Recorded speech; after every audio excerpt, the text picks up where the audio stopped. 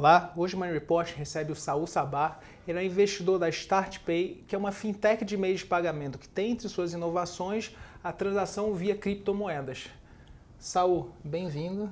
Obrigado. Eu que agradeço a sua visita. Explica para a gente, por favor, como é que funciona a StartPay. A StartPay é um projeto que ela começou basicamente em 2015, mas numa estrutura de fidelidade, que se chamava iFideliza, a empresa fundada lá por uns desenvolvedores em Cuiabá. E a StartPay procurou já, através desses fundadores, inovar através do cashback, que era uma coisa muito nova, já é nova agora, e na época muito mais nova, porque em 2015 ainda você mal ouvia falar que era um cashback. Ela é uma plataforma que, quando foi trazida para a Chevar, para ser um parceiro estratégico, um investidor, eu já tinha também saído da minha carreira como banqueiro e comecei a olhar as oportunidades de mercado. E aquilo, a princípio, eu comecei indo pelo lado das criptomoedas, né, vendo uma outra operação, o qual fui convidado, né, para ser advisor, que era uma moeda e blockchain, entender um pouco desse mercado. Até então eu sempre fui muito crítico e comecei a ver que isso tinha alguma coisa a ver com ligação com o futuro e com meios de pagamento. Essa moeda era estruturada para o turismo. Eu ali praticamente foi um aprendizado, entender como funcionava a dinâmica, e com a proximidade com o pessoal vamos chamar assim, de Cuiabá, até então o nome StartPay não existia. A gente eu fui imaginando que aquela operação por si só, o cashback, ela era uma operação muito interessante. Tem alguns players que têm sucesso, mas na minha cabeça, assim como uma pessoa mais ligada ao mercado financeiro, eu imaginei juntar, olhar para a criptomoeda também como meio de pagamento, não só como um ativo especulativo como é hoje, tá? E nisso nós viemos desenvolvendo uma ideia de ser uma plataforma, ao mesmo tempo uma wallet, porque ao mesmo tempo que construímos a ideia dos criptoativos, de que poderia ser usado, a gente viu também que isso não era usado em qualquer estabelecimento, uma realidade do setor, porque quando há percepção no estabelecimento que recebe um Bitcoin ou qualquer uma dessas moedas, a volatilidade, quanto é grande, ele acaba virando o estabelecimento um especulador. E aí nós entendemos que fazer essa conectividade entre a atividade virtual, né, que são as criptomoedas, e a real seria um business também. E aí começou a StartPay. Legal. Geralmente, toda fintech, startup, ela é criada por uma pessoa, um empreendedor, que vê um problema no mercado e cria uma solução. No caso da StartPay, qual é o problema que ela resolve para o seu cliente consumidor? Na realidade, assim, a minha percepção, apesar de eu ser relativamente novo no segmento, ela começa sempre de um projeto, mas com, vamos chamar assim, os meios de pagamento, de modo geral, porque a StartPay também tem os meios de pagamento tradicionais, que são os cartões, funciona como se fosse um Apple Pay. Ela, na realidade, ela tem 4 tipos de moeda. Criamos também uma moeda quase que digital, além da cripto. Então, é uma plataforma muito advanced, muito assim, up-to-date. E esse é o nosso objetivo, ela ser uma plataforma bem robusta, completa. Você pode fazer TED, você pode fazer quase todas as funções que o sistema financeiro faz, saque na lotérica, o Bitcoin pode ser sacado, pode ser usado com cashback nos estabelecimentos, desde 20% em 10%. Então, a gente vai criando alguma coisa e nós vamos entendendo também para onde que o mercado está caminhando, né? O mercado ele vem sofrendo, quer dizer, vem sofrendo grandes mudanças com a entrada dos alguns players, principalmente na área de adquirência, que entrou o SafaPay, a Stones, a própria muitos deles foram assim, rompendo algumas barreiras e determinadas condições que já estavam muito estabelecidas, como no sistema bancário, também no sistema de adquirência. E isso mexeu com os mercados e começou uma guerra de tarifa, né, e pelo cliente. E do outro lado veio também dois players na área de logística, principalmente no caso dos restaurantes, iFood e o Rappi, que também criou uma certa... tirou os players que estavam bastante acomodados em determinadas situações, e esse mercado, ao mesmo tempo, foi se transformando numa velocidade muito rápida e muito grande, né? Aos olhos de vista do cliente de vocês, como é que funciona a StartPay? Como é que ele pode... O que ele faz com a StartPay? Que problemas ela resolve? Então, a plataforma, o objetivo dela é primeiro gerar um benefício para o cliente e para o estabelecimento ele poder gerenciar esse benefício, um benefício de cashback. Quer dizer, em vez de você falar de desconto, você devolve um dinheiro para ele. E o primeiro paradigma que a gente quebrou, e com a entrada da Chevar, foi que teria que ter liberdade de movimentar esse recurso que você recebe. Por exemplo, se eu faço uma aquisição, uma compra de 100, eu recebo 10. Normalmente, essas plataformas tinham uma tendência de deixar o cliente preso a esses 10, esses recursos, para ele só usar em outros negócios. A nossa cabeça é uma cabeça muito mais freedom, em que a gente acha, não, um novo momento, o cliente quer usar o dinheiro, ele quer fazer TED, ele quer sacar, ele quer ter mais liberdade econômica. E esse é um dos princípios que hoje já norteiam a plataforma. É quase que fazer um cidadão não usar dinheiro, não usar o cartão de plástico, ele usar 100% um seu app, que gera uma facilidade, você não ter múltiplos cartões, dinheiro. Esse é vamos dizer, o grande objetivo da StartPay. Legal. Então, por exemplo, começando, o cliente ele abre uma conta com vocês, ele coloca uma determinada quantia na conta, ele vai fazer uma compra, aí ele vai receber o cashback. Esse cashback ele é em reais ou ele é em criptomoeda? Não, ele é em reais. Em reais. Tá? E aí ele pode comprar em criptomoeda, o câmbio é feito automaticamente? Como é que funciona? Então, a gente criou um dashboard, tá? Em que a gente faz as conversões desse reais para as criptomoedas, caso ele queira investir, vamos chamar, em umas moedas internacionais, porque o Bitcoin em qualquer lugar do planeta serve. Ao mesmo tempo, se ele tem Bitcoin, quer dizer, mais um pouco, esse é o projeto agora, mais talvez um mês e pouco, nós vamos estar já podendo receber o Bitcoin que ele tem na plataforma e ele poder converter e em estabelecimentos, alguns restaurantes, a gente já conseguiu atrair vários, como o Mickey, o Pizelli, todos eles, o Timo, o próprio Spot, já estamos em vários outros conhecidos, né? Vamos chamar assim, mais Faria Lima, né? que eu chamo o mercado Faria Lima, é muito difícil de acessar, mas ao mesmo tempo a gente tem as redes online, em que a gente consegue também trazer o benefício pela plataforma online, tipo Amazon, Carrefour e Amazon com até 9% de cashback. A gente entrou muito agressivamente nessa forma. Vale dizer que a plataforma ainda está em momento de soft open. Nós não estamos ainda com pretensão, nós estamos criando ferramentas e também estamos começando a trabalhar a parte cultural dos usuários. É muito difícil, os caras começaram a ouvir falar de pessoas de QR Code não tem 6 meses.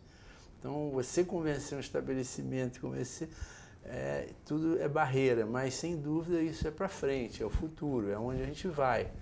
né? E hoje vocês estão com quantos estabelecimentos cadastrados? A gente deve ter uns, entre estabelecimentos e online, que são desde magazine, uns 150, porque a gente tem o sistema de afiliado, em que a gente se afilia e devolve, e os estabelecimentos a gente está, aos poucos, construindo. A gente também não está com tanta pressa, até porque o modelo é um modelo em que ele vai ganhando escala na medida que a gente vai acrescentando determinadas, a gente chama de ferramentas, né? Por exemplo, a gente criou, como eu falo, a moeda digital é o saldo do cashback, mas se você quiser aumentar teu saldo de cashback, você aumenta via uma TED, né? Que hoje está lá ligado no Banco Santander, ou você pode recarregar o seu cartão dentro do seu limite, gerando mais cashback para usar à vista. Que você pode, aí no caso, você pode comprar um câmbio turismo parcelado, você pode comprar qualquer coisa em 6 vezes que o cartão não paga. E você usa, então, essas coisas que a plataforma está com uma dinâmica muito bacana. E basicamente o nosso target, por assim dizer, é muito o conceito do WeChat na Ásia, em que você ali praticamente você faz tudo no teu dia a dia, você consegue se movimentar bem, uso, transporte urbano e várias coisas. E os clientes correntistas de vocês têm um perfil já? São jovens, na sua maioria? Não, eu acho que a gente vai ter diferentes tipos de perfis, porque a gente está investindo bastante também no que a gente chama o B2C, que é o estabelecimento. O estabelecimento tem sido muito pouco bem tratado nesse contexto de modo geral. Ele sempre é o cara que, a maioria das vezes, o cartão cobra a conta, todo mundo joga a conta para ele. Tira a margem, né? Tira a margem dele. E nós estamos muito com o olhar para dar fazer uma operação mais 360 graus, em que a plataforma é robusta, mas também a gente vai dar muitas ferramentas interessantes para o estabelecimento, impulsionar o cliente dele, a base de cliente diretamente, tá? Isso hoje tem várias ferramentas dessas que a gente está, e aí a gente também cresce por indução, né? Porque na medida que eu dou uma ferramenta para um estabelecimento que ele usa na base dele, ele fala, você baixa a StarPay porque você pode me pagar instantaneamente, né? Porque tu está dentro da rede, e ao mesmo tempo eu gero para ele uma ferramenta de venda para ele via WhatsApp, via coisa assim. Então a gente tem essa dinâmica de pensar dessa forma, né? Como é que vocês avaliam? Essa mudança ainda é muito recente. Olhando para um cenário de médio e longo prazo, como é que você acha que vai estar o sistema financeiro com blockchain, moedas virtuais? Então, eu acho até, eu acabei de escrever um artigo no meu blog, em que o tema foi o caminho sem volta dos meios de pagamento. Eu acho que a gente vai ter quase que um cursinho para fazer de meio de pagamento. O desconhecimento é tanto, a gente paga, pega o cartão. Não. Meio de pagamento, com a entrada desses players que se capitalizaram, que tiraram do conforto, né? Quem está ali sentado, como os próprios bancos vão ter que sair do conforto, porque vai se criar centenas de fintechs vão vir, né? Como a StarPay. Eu acho que vai criar um conceito maior, principalmente nos jovens, de arbitragem. Por quê? Na ânsia de você gerar, né, o benefício, nós estamos vendo o Rap e outros aí dando o tempo todo benefício, e você vai ter possibilidade, o StarPay dá cashback mais alto, o outro dá 2, o outro dá 5, e aí vai. Você pode arbitrar, carregar seu saldo de cashback para gerar o à vista. Então você vai ter pessoas olhando e falando, nessa plataforma, o PicPay, essa aqui eu ganho mais, eu faço dinheiro aqui, vendo ali. Então, isso vai ter uma dinâmica que vai ser muito interessante, porque os mais atentos, né, não vou chamar o esperto, né, que essa palavra é meia, ela tem dois sentidos, mas os mais atentos vão poder se beneficiar bem, ganhar um bom dinheiro. Eu tive um caso, né, assim, muito interessante, eu estava numa feira há pouco, foi de influência, né, ligados a turismo, e aí me apareceu um rapaz e ele falou, não, eu me interessei em olhar a plataforma de vocês, tal, porque eu uso muito. Aí ele começou a contar uma história e falou, não, nessa aqui eu uso porque ele não, até 800, porque ele não me cobra recarga e eu pago o meu boleto, aí eu vou ganhando milhas. Eu vou casar daqui a 1 ano e pouco. E no Rap eu vou comprando a champanhe, porque ele me dá toda hora 30, eu já tenho fornecedor, eu tenho tempo cada vez que ele me dá de graça, então eu vou ter a champanhe mais a passagem. Eu achei aquilo fantástico. Sim, é isso. Eu falei... Nos anos 80 você esteve à frente do Banco Máxima, certo? Isso. Como é que é essa mudança, né? Nos anos 80, o setor bancário era de um país da época, acho que não existia nem Selic naquela época, né? Como instrumento.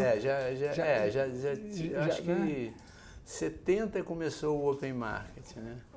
E hiperinflação, depois... outras tecnologias. Como é que é essa mudança toda, se você olhar retrospectivamente?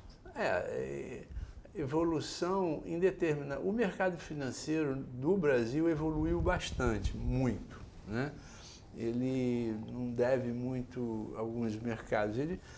Ele só ficou para trás na relação de pequenas empresas, principalmente esse campo de startup. Isso por questões também muito políticas, né?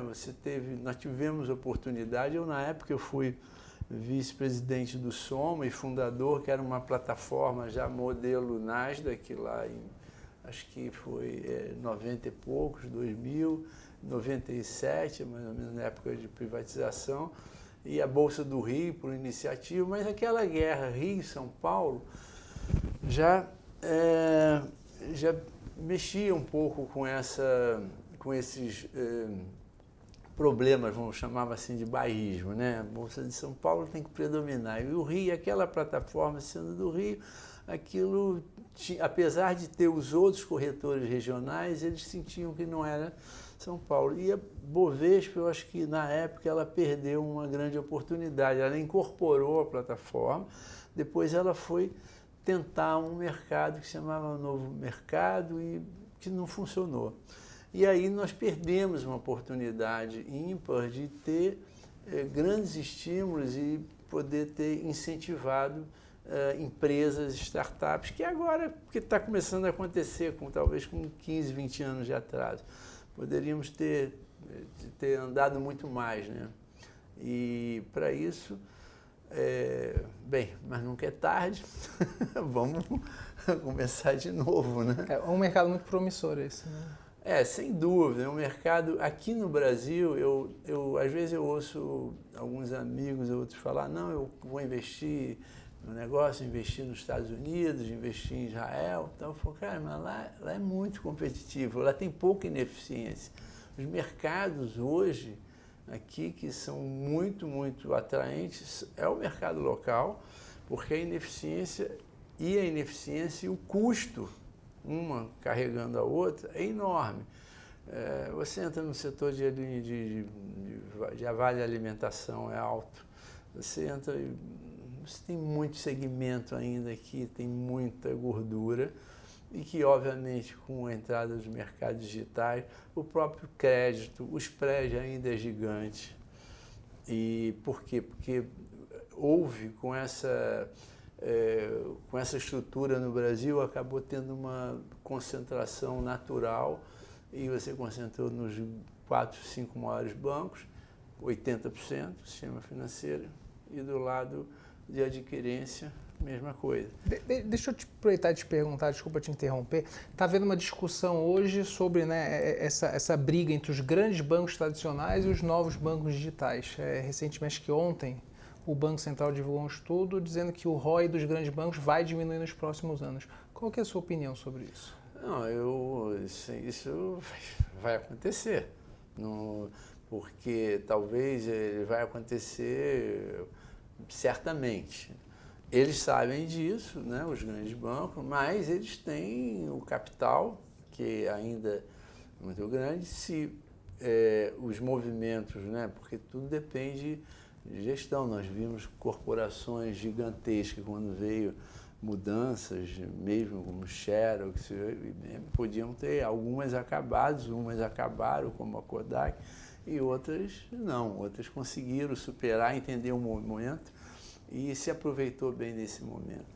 Eu acho que vai ter grandes mudanças, mas no Brasil ainda a rigidez é muito grande, essas inflexões. No caso, principalmente, você vê que a Selic cai, mas os juros, o spread não cai.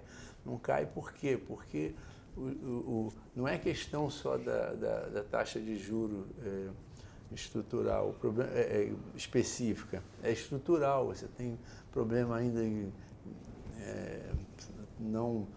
problemas de contratos ainda, seguranças contratuais, você tem uma série de outros, no caso dos cartões, muita fraude, muita clonagem. Então, isso tudo ele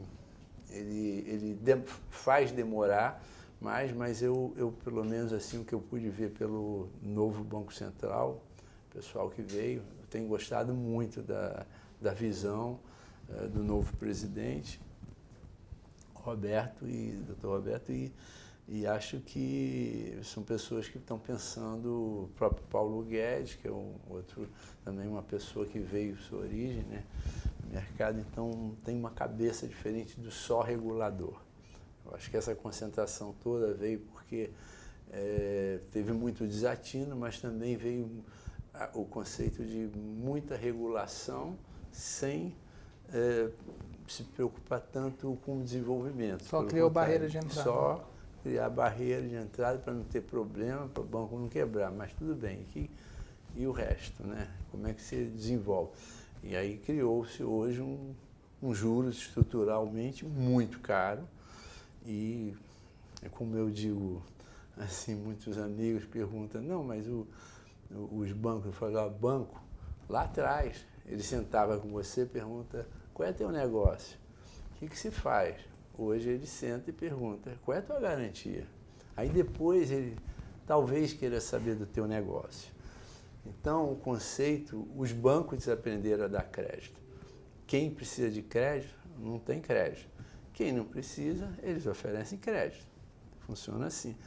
E as fintechs vêm com um novo conceito, mais leve, e é isso que o Banco Central está vendo e está incentivando também a vir novos players. Legal. Saul, muito obrigado.